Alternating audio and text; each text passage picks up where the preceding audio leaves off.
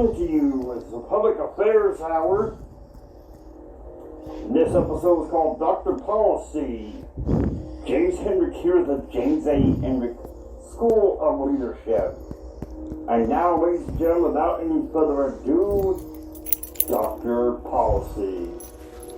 Coming to you to give the policy mix of the day. No bull. Just ways and advice, consulting in ways that make you think for yourself. Here at the James A. Hendrick School of Leadership.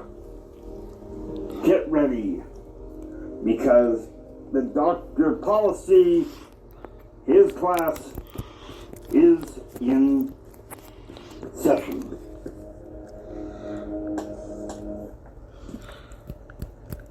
Praise God, everybody. Public Affairs Tuesday. Unfortunately, I didn't have a topic on hand, so this is kind of a consulting thing. The topic is, the episode title is Kennedyaesque or Kremlinesque. What is the behavior of the radical left in this case? So, what we're going to do is, we're going to go into the Christian Post. Okay, the Christian Post, because, well, that's some pretty decent stuff.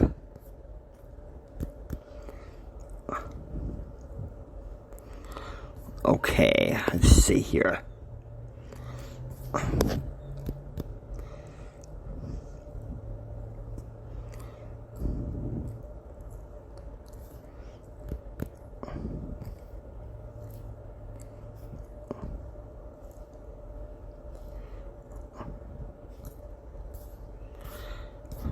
Okay, here's an article here.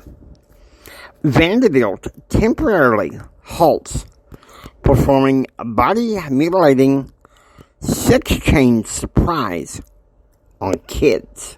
Woo! Let's see who wrote this. Ryan Foley. Hats off to him. A hand holds up a small, transgender pride flag. Okay, that's a picture. Okay, let's just do this.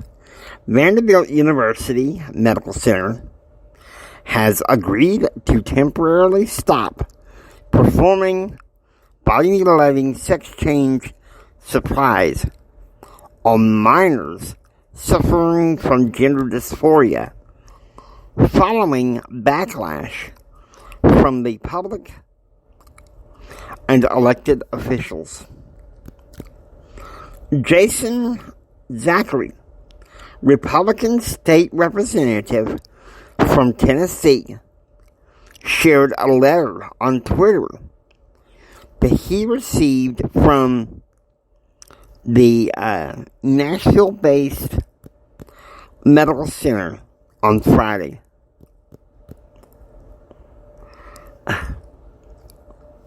VUMC Deputy CEO and Chief Health Systems Officer Dr. C. Wright Pinson wrote in the letter that we are pausing gender affirmation surgeries on patients under 18 while the hospital works to conduct a clinical review to ensure that its practices comply with recently issued guidelines from the World Professional Association of Transgender Health.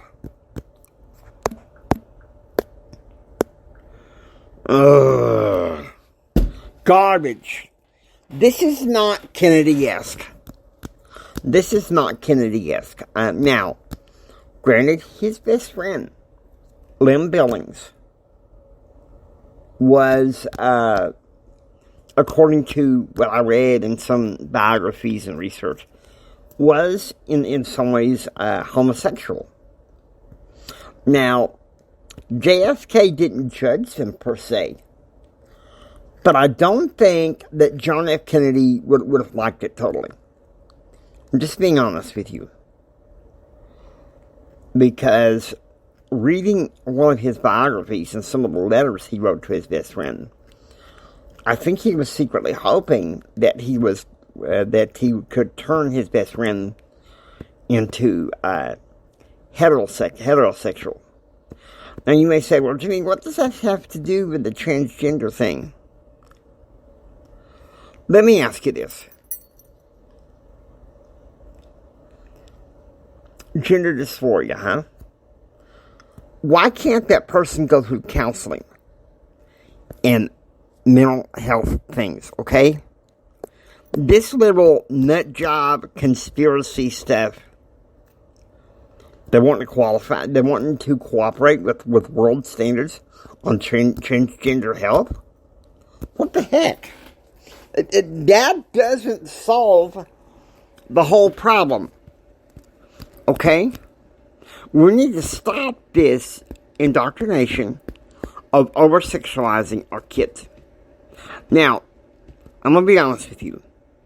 There is sex education in the 7th grade. There's nothing... 7th, 8th, and 9th grade in junior high. There's nothing wrong with that. But beforehand, please, for heaven's sake, let's kick this kinky crap out. Okay, because I'm going to be honest with you. It sounds very Kremlinesque. Okay? It sounds very Kremlinesque. And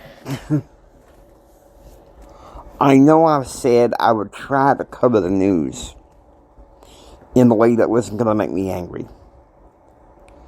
So I'll tell you what I'm going to do. In the last 3.5 minutes, I'm going to talk to you about what you can do to help your kids. Please, affirm who they are since birth, while they're small. Take them and hold them tight. Okay? Let's not buy into all this propaganda crap. In some ways, it was hard for me to come on today and really cover the news because so much of it is still COVID, Jan 6. And for Pete's sake, it's been nearly two and a half years since COVID hit. And January 6th, a year and a half. I'll tell you what, the media sometimes makes my blood boil because they keep repeating and beating the same old drum. And I know that's why I limit my news consumption, because I'm kind of like, you know what? I don't mind reading a paper or something, but you watch too much of that mess and you're going to feel overwhelmed. So when you get home, hug your kids tight. Read your scriptures together. Pray together. The family that prays together stays together. We need this happening in our country, okay? I'm just speaking from the heart. I promised you guys, I didn't want to start a political talk show in the first place. I really didn't. And the good news is, Thursday, I have a topic. Media effects theory on the news. So that's good news. And also, the 18th and the 20th, well, I think the 20th is going to have to be some analysis of the news. And then, after that, we should have some pretty steady topics. And, of course, November 8th, one of the top topics in public affairs is going to be elections, okay? Elections. So, that's the good news, is I'm going to try to make this more